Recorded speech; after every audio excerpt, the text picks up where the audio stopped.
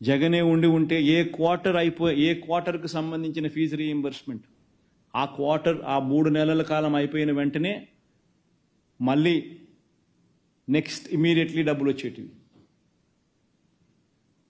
ఈరోజు జనవరి, ఫిబ్రవరి, March quarter మామూలుగా మేలో ఇవ్వాల. ఎన్నికల కోడ్ అని చెప్పి ఎగరగొట్టినారు. జనవరి, ఫిబ్రవరి, మార్చ్ క్వార్టర్ డ్యూ. మళ్ళీ ఏప్రిల్, మే, జూన్ కూడా డ్యూ. 2 క్వార్టర్లకు సంబంధించిన విద్యా దీవెన పూర్తి ఫీజు రీయింబర్స్మెంట్ డ్యూ. జగనే ఉంటే క్రమం తప్పకుండా ఏ క్వార్టర్ ఫీజు రీయింబర్స్మెంట్ ఆ క్వార్టర్ అయిపోయిన వెంటనే జగన్ ఇచ్చేవాడు. వసతి దీవెన ప్రతి సంవత్సరం ఏప్రిల్లో జగనే ఉంటే విద్యా సంవత్సరం మొదట్లోనూ విద్యా సంవత్సరం చివరిలోనూ ఒక ఇన్స్టాల్మెంట్ ఇచ్చేట్టుగా ప్రతి నిరుద్యోగికి 3,000 అన్నావు. ప్రతి నిరుద్యోగికి 3,000 అన్నావు. 1,60,00,000 ఇళ్ళు ఉన్నాయి రాష్ట్రంలో. ఆ ఇళ్లలో నుంచి ప్రతి నిరుద్యోగి అడుగుతాన్నాడు, నా 3,000 ఎప్పుడు ఇస్తున్నామని. బడ్జెట్ లేదు, కేటాయింపులు లేదు, ఇచ్చేది లేదు. చివరికి మత్స్యకార భరోసా, అది ఎప్పుడు అసలు మత్స్యకార భరోసా అనే పథకం ఏంది? వేట నిషేధ సమయంలో ఆ మత్స్యకారులు ఇబ్బంది పడకుండా, ఆ కుటుంబాలు ఇబ్బంది పడకుండా వాళ్ళకి ఇచ్చే సొమ్ము. జగనే ఉంటే 10,000 రూపాయలు ఆ ఏప్రిల్ 15 నుంచి జూన్ 15 లోపు ప్రతి సంవత్సరం క్రమం తప్పకుండా జగన్ ఇచ్చాడు. నువ్వు 20,000 ఇస్తానన్నావు. జగన్ 10 కాదు, నేను 20 ఇస్తానన్నావు. జూన్ 15 దాటిపోయి నెల అయిపోయింది, నెలన్నర అయిపోయింది, దగ్గర నెల దాటిపోయింది. ఆ డబ్బు వాళ్లకు ఇవ్వాల. ఇవన్నీ అంశాలను ప్రశ్నించడానికి ప్రజలు సన్నద్ధమవుతారని భయపడి, రోడ్డెక్కుతారని భయపడి ఈరోజు వైట్ పేపర్ల పేరుతో రోజుకొక వైట్ పేపర్ అంటావు, రోజుకొక అబద్ధం ప్రచారం చేస్తూ ఉన్నావు, రోజుకొక టాపిక్ డైవర్షన్. ఏ రకంగా కరెక్ట్? ఇది న్యాయమా మనం చేస్తూ ఉండేది? ప్రతి ఒక్కరం కూడా ఆలోచన చేయాలి. వీళ్ళు చేస్తూ ఉన్న వైట్ పేపర్స్లో నుంచి ముఖ్యమైన అంశాలు మాట్లాడతా. పోలవరం గురించి మాట్లాడారు. అసలు నిజంగా నేను ఒకసారి ఆలోచన చేయాలి, అసలు పోలవరం అనే సబ్జెక్ట్ ఏమిటి అని. పూర్తి డ్యామ్ ఫోటో వేయమ్మా ఒకసారి, చూపించు ఒకసారి. పోలవరం ఇంకోటి వైట్ పేపర్ అని, ఇంకోటి పవర్ అన్నాడు ఇంకోటి. అసలు ఈ పవర్ అనేది నిజంగా చెప్పాలా? పవర్ అనే విషయంలో ఎక్కడైనా ఎవరైనా గోల్డ్ మెడల్ అంటూ రాష్ట్ర ప్రభుత్వానికి ఏదైనా ఇవ్వాలనంటే ఫస్ట్ ఆంధ్ర రాష్ట్రం కనిపిస్తుంది. అటువంటి రిఫార్మ్స్ పవర్ సెక్టర్లో జరిగినాయి. ఏ స్థాయిలో ఈ రిఫార్మ్స్ జరిగినాయి అని చెప్పి చెప్పడానికి చిన్న ఎగ్జాంపుల్స్ ఒకసారి నేను చెప్తా. 2-3 ఎగ్జాంపుల్స్ మాత్రమే చెప్తా, ఎక్కువ చెప్పను. ఒకసారి మీరే గమనించండి. అక్యూములేటెడ్ లాసెస్ ఇన్ డిస్కామ్స్, ఇది ఒక్కటే మీరు చూడండి. Accumulated losses in discoms, Chandrababu Naidu గారి హయాం రాకమునుపు అక్యూములేటెడ్ లాసెస్ ఇన్ డిస్కామ్స్ 6,625 కోట్లుంటే, చంద్రబాబు నాయుడు హయాం 2018-19 ముగిసే నాటికి, ఆ 5 సంవత్సరాలు ముగిసే నాటికి ఆ అక్యూములేటెడ్ లాసెస్ ఇన్ డిస్కామ్స్ ఏకంగా 28,715 కోట్ల రూపాయలకు ఎగబాకాయి. అంటే compounded annual growth rate of losses 34% పెరిగాయి. అదే వైసీపీ గవర్నమెంట్ హయాంలో 28,715 కోట్ల రూపాయల అక్యుములేటెడ్ లాసెస్తో మొదలెడితే కేవలం 29,110 కోట్ల రూపాయల్లో ఎండ్ అయింది. అంటే కేవలం 395 కోట్ల రూపాయలు మాత్రమే అదనపు అక్యుములేటెడ్ లాసెస్ యాడ్ అయినాయి.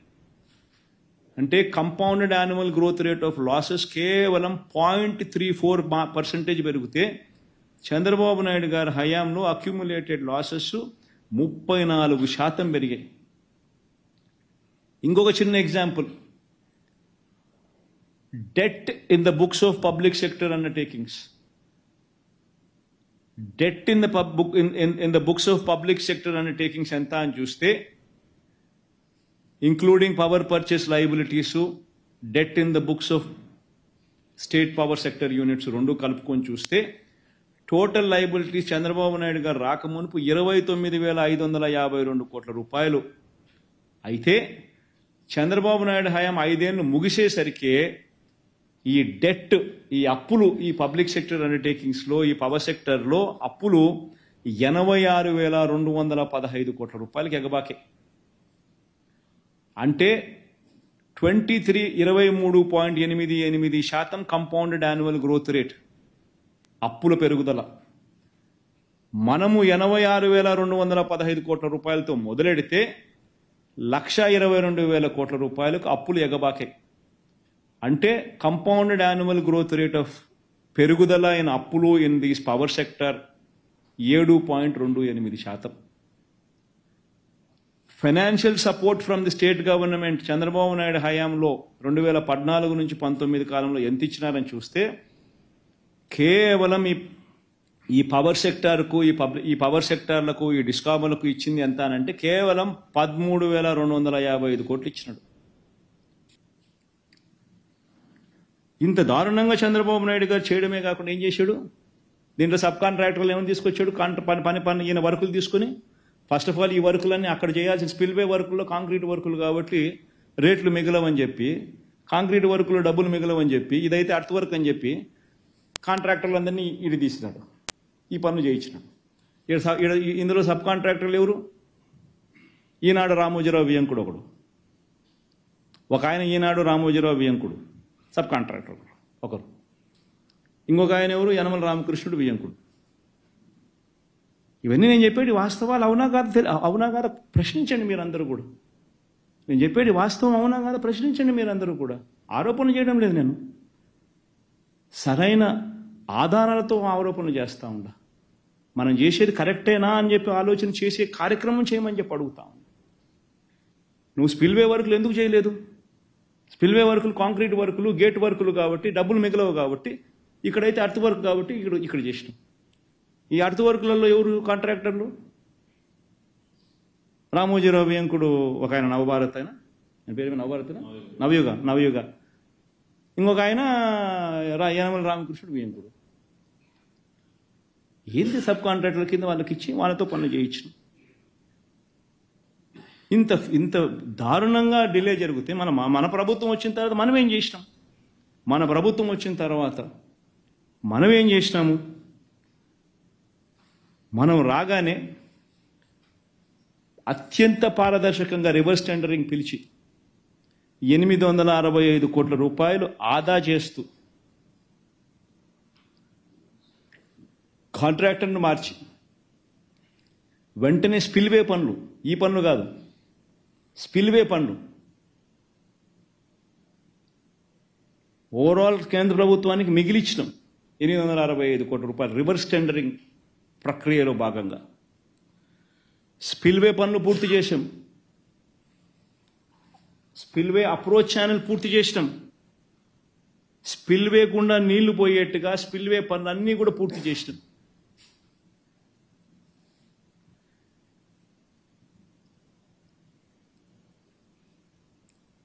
అప్రోచ్ ఛానల్లో దిగువ కాఫర్ డ్యాము, ఎగువ కాఫర్ డ్యాముల్లోని గ్యాప్లకు సంబంధించి కాంక్రీట్ నిర్మాణం పూర్తి చేసినాం.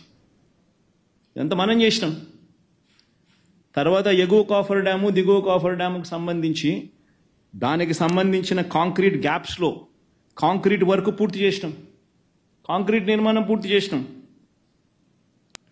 హైడల్ ప్రాజెక్టుకు సంబంధించిన కీలక సొరంగాలు పూర్తి చేసినాం.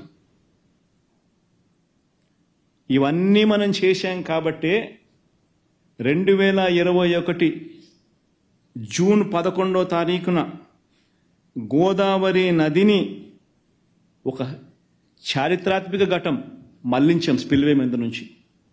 దీనివల్ల 2022 జూలై 16న గోదావరి చరిత్రలో 26 లక్షల క్యూసెక్స్ వరద వచ్చినా కూడా కాఫర్ డ్యామ్ ఏమీ గాలే, స్ట్రక్చర్ నిలబడింది, నీళ్లు పోవడానికి ఇబ్బంది లేదు, స్పిల్వే గుండా నీళ్ళు అన్నీ కూడా బయటకు వచ్చినాయి. మనం ఇప్పుడు స్టేజ్ సెట్ చేసినాం. ఇప్పుడు ఆ డయాఫ్రమ్ వాల్ ఏదైతే మెయిన్ స్ట్రక్చర్ ఏదైతే ఉందో, ఎర్త్ ఫిల్డ్ రాక్ డ్యామ్ ఏదైతే ఉందో, ఆ డ్యాముకు సంబంధించి డయాఫ్రమ్ వాల్ కూడా కోసుకొని పోయింది. కాబట్టి కేంద్ర ప్రభుత్వం కొత్త డయాఫ్రమ్ వాల్ కట్టాలన్నా, లేకపోతే కోసుకొని పోయిన డయాఫ్రమ్ వాల్ ఎక్కడైతే కోసుకొని పోయిందో అక్కడ రిపేర్ వర్కులు చేయాలా అనేది వాళ్ళు నిర్ణయం తీసుకొని వాళ్ళు దానికి ఆమోదం తెలిపితే ఆ వర్కులు ఇమీడియట్లీ స్టార్ట్ అయితే అక్కడి నుంచి ఇంకా స్టార్ట్ అవుతుంది పని. ఇది వాస్తవం. అయితే నువ్వు చేసేది ఏంది? చేయాల్సిన పని ఏది చేయకుండా, ప్రణాళికాబద్ధంగా ఏది జరిపించకుండా, నీ స్వార్థం కోసం, నీ కాంట్రాక్టర్లతో కమిషన్ల కోసం అర్త్ వర్క్ అయితే బాగా మిగులుతుందని చెప్పి ఫస్ట్ ఆ వర్కులన్నీ చేసేసి, కాంక్రీట్ వర్కులు అయితే డబ్బులు మిగలవని చెప్పి కాంక్రీట్ వర్కులు పక్కన పెట్టేసి, నువ్వు చేసిన తప్పులు కప్పిపుచ్చుకునే దానికోసం నువ్వు మన వేరే వాళ్ళ మీద ఏలైతే చూపిస్తా ఉన్నావు. ఆలోచన చేయమని చెప్పి అడుగుతా ఉన్నా. పోలవరం 15,304 కోట్లు ఖర్చు పెట్టాం. అందులో 11,702 కోట్లు 14-19 ఖర్చు పెట్టాం. అదే తెలుగుదేశం ప్రభుత్వం కానీ ఆ రోజు అధికారం ఉంటే 2021కి ఆ ప్రాజెక్టు పూర్తి అయిపోయింది. అది ఈరోజు ఇంకా 3 ఏళ్ళు అంటున్నాం. అంటే 27కి వస్తుందా, 28కి వస్తుందా? నిన్ననే అత్యవసరమైన పరిస్థితిలో పోలవరం డయాఫ్రమ్ వాల్ దెబ్బతింటే గవర్నమెంట్ ఆఫ్ ఇండియా ఒక ఎక్స్పర్ట్ కమిటీ వేశారు.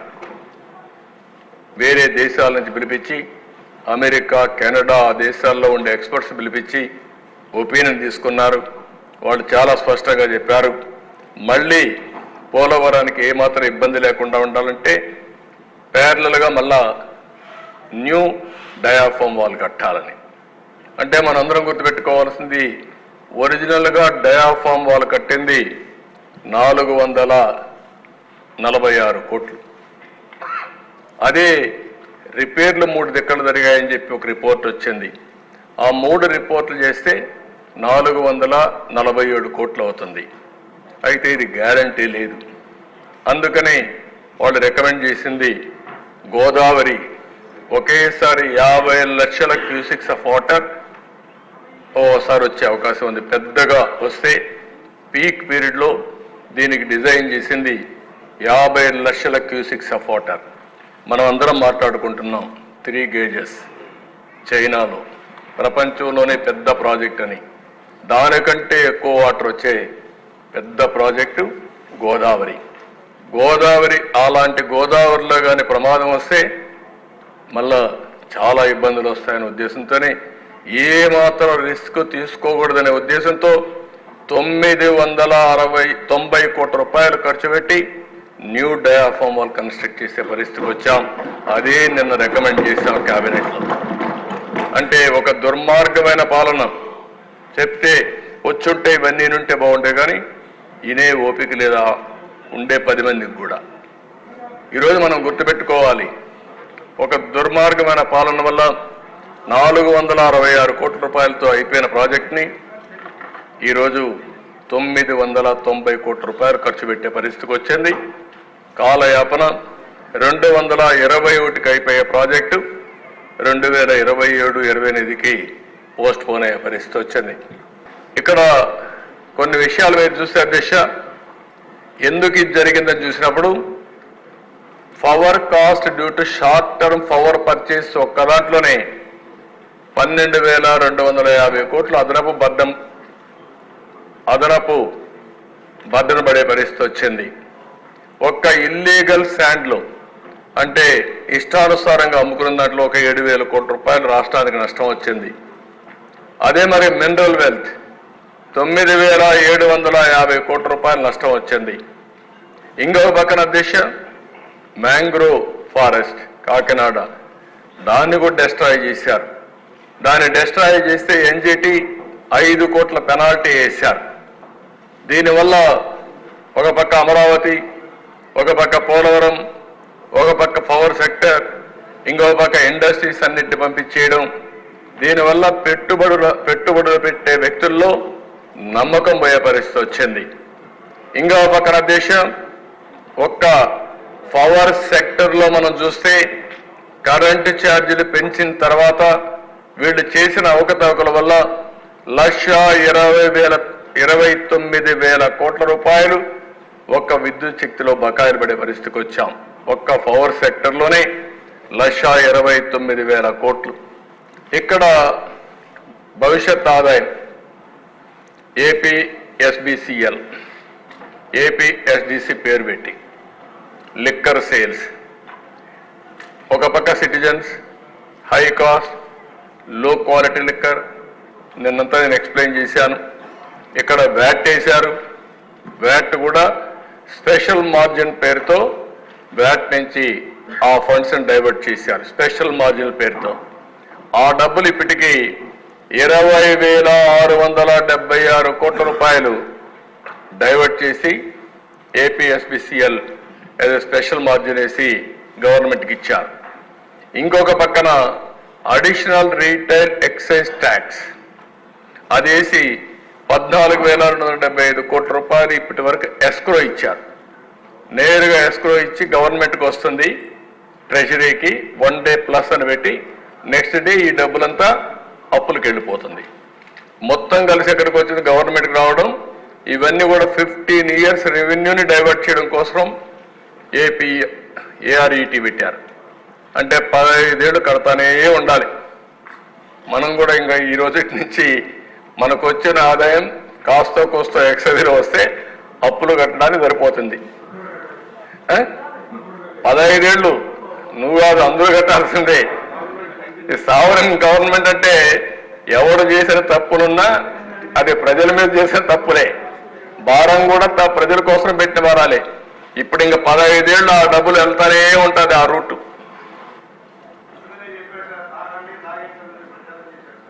అందుకే తాగండి, తాగించండి. ఇప్పుడు మొత్తం ఊడ్చేసి వెళ్ళిపోయాడు. మద్యపాన నిషేధం అన్నాడు, అయిపోయింది. ఇది మీరందరూ మళ్ళీ అర్థం చేసుకోవాలి.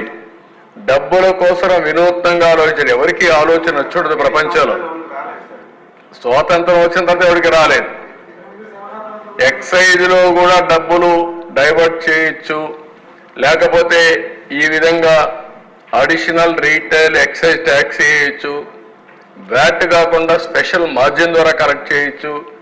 ఈ రెండు కలెక్ట్ చేసి మళ్ళీ సంక్షేమ కార్యక్రమాలు డైరెక్ట్గా పెట్టచ్చు, లేకపోతే ఆయన లూట్ చేసిన దానికి మిగిలిన డబ్బులంతా ఇక్కడ డైవర్ట్ చేశాడు, పీనట్స్ అన్ని. అంటే ఎంత అరాచకం అంటే అంత అరాచకాలు చేసే పరిస్థితికి వచ్చాడు. నెక్స్ట్ ఇది ఒక ఎగ్జాంపుల్ కింద ఈరోజు మనందరం ఒక సివియర్ ఫైనాన్షియల్ డిస్ట్రెస్లో ఉన్నాం. ఈరోజు ఎక్సైజ్ పాలసీ నిన్నే నేను చెప్పాను, అవన్నీ కూడా ఊరికి శాండ్ పాలసీ అవన్నీ ఇచ్చారు. ఈరోజు క్యాపిటల్ ఎక్స్పెండిచర్ తగ్గిపోయింది, అప్పులు పెరిగాయి. ఎలాంటి పనులు చేశారో ఇది ఒక్క ఉదాహరణ మాత్రం. ప్రజావేదిక ప్రజలకు ఉపయోగపడేది చట్ట వ్యతిరేకంగా కూల్చేశారు. రిషికొండలో ప్యాలెస్ కట్టారు, ఎన్విరాన్మెంట్ ఇంబ్యాలెన్స్ చేశారు, కొండలు కొట్టేశారు. కడాన ఎన్జిటి ఫైన్ వేసే పరిస్థితికి వచ్చారు. 500 కోట్ల రూపాయలు ఖర్చు పెట్టారు. ఒక్క ప్యాలెస్ కోసం, ఒక వ్యక్తి విలాసం కోసం ఆయన కావాలి. విశాఖపట్నానికి రాజధాని పేరు కాదు ఆయనకు కావాల్సిన, అక్కడ రాజధాని పేరు పెట్టి విశాఖపట్నంలో రిషికొండలో అక్కడి నుంచి మీరు చూసే సముద్రం కనపడుస్తుంది. ఆయన పోయి అక్కడ కూర్చొని ఆ సముద్రాన్ని చూసి ఆనందపడాలి. ఆయన ఆనందం కోసం 500 కోట్లు. అంటే బాధ్యత లేని రాజకీయ నాయకులు. ఇది మేజర్గా జరిగిన దుర్మార్గమైన కార్యక్రమం. నెక్స్ట్ ఇప్పుడు ఏం చేయాలో మీరు కూడా ఆలోచించాలి. ఆ రిషికొండ ప్యాలెస్ ఏం చేయాలి, ప్రజావేదిక ఏం చేయాలి. నాన్ సీరియస్ కాదు పరసాద్ గారు, నువ్వు ఆయన తీసుకునేది కాదు. ఏంటి ప్రజాధనాన్ని ఈ విధంగా దుర్వినియోగం చేస్తే మనలో ఏంటి చైతన్యం, ప్రజా చైతన్యం ఏంటని అడుగుతున్నా. బాధ్యత లేకుండా ఇష్టానుసారంగా చేసి తప్పించుకోవాలనుకుంటే ఇది రైట్ అని అడుగుతున్నా. నేను 14 ఏళ్ళు సీఎంగా ఉన్నా, అంతకుముందు ఇప్పుడు కూడా ఉన్నాను. ఎప్పుడు నేను ఇలాంటి ప్యాలెస్లు కట్టాలి గవర్నమెంట్కి అనుకోలేదు. ఏంటి ఆ ప్యాలెస్? ఎక్కడి నుంచి కడతావు నువ్వు? ఎక్కడిది డబ్బులు? ఇది టూరిజం, మొత్తం టూరిజంతో ఖర్చు పెట్టుంటే ఈ 500 కోట్ల రూపాయలు కనీసం సంవత్సరానికి 1000 కోట్ల రూపాయల ఆదాయం వచ్చేది టూరిస్టులు వచ్చేవారు. అలాంటిది నీ యొక్క విలాసవంతం కోసం, నీ పైశాచిక ఆనందం కోసం 500 కోట్ల రూపాయలు తగలేస్తారా మీరు? బాధ్యత ఉందా మీకు? అడిగేవాళ్ళు లేకపోతే ప్రజల్ని మోసం చేస్తే నమ్మతారనే ఉద్దేశంతో మభ్య పెడుతూ మళ్ళీ మాట్లాడుతున్నారు వచ్చి. ఈరోజు మళ్ళా స్టేట్మెంట్ ఇస్తామని నేను చాలా స్పష్టంగా అడిగాను.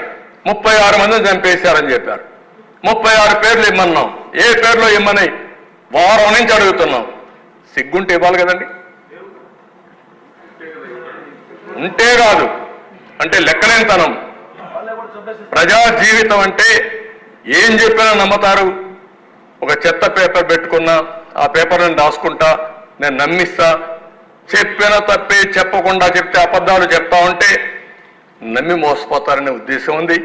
అది నమ్మకుండా ఉండాలంటే మనం కూడా బాధ్యతగా ప్రజా చైతన్యం తీసుకొస్తే ఇలాంటి సమస్యలకు ఒకే విరుగుడు, అది ప్రజా చైతన్యం అని చెప్పి కూడా మీ అందరికీ తెలియజేస్తున్నాను.